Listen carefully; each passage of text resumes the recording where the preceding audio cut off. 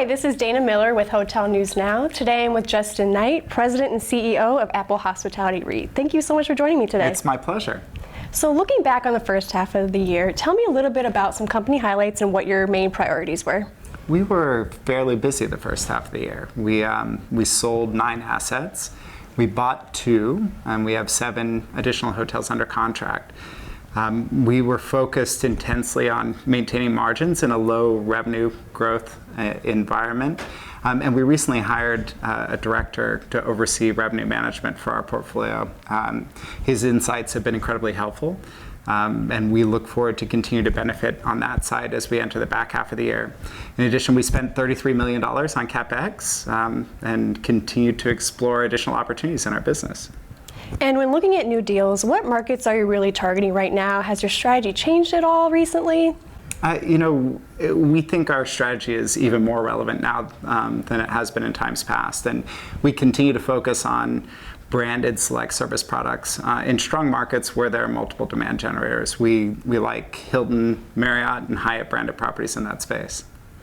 We're hearing a lot about asset managers saying that the downturn is now and that hoteliers need to find new ways to maintain that profitability. So are there any new strategies that you guys are implementing?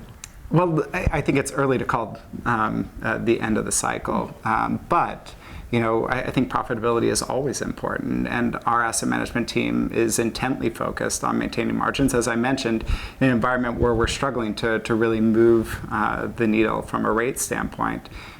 We've focused a lot over the past several years on productivity initiatives and becoming more energy efficient.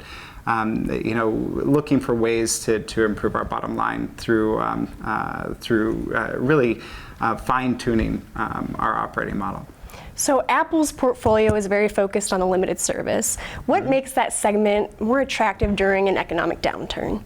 From a consumer standpoint, the value proposition of select service becomes even more relevant as we enter more challenging economic periods of time. And from an ownership side, the same benefits that work to or in our favor during periods of economic prosperity benefit us in periods where there's less certainty or where we enter an economic downturn.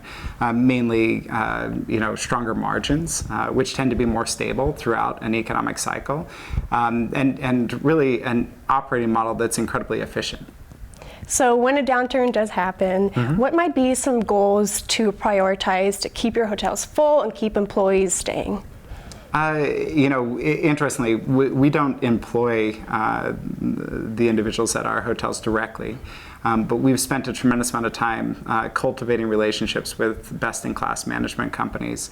And those companies really differentiate themselves through culture and really in the way that they interact with their management teams.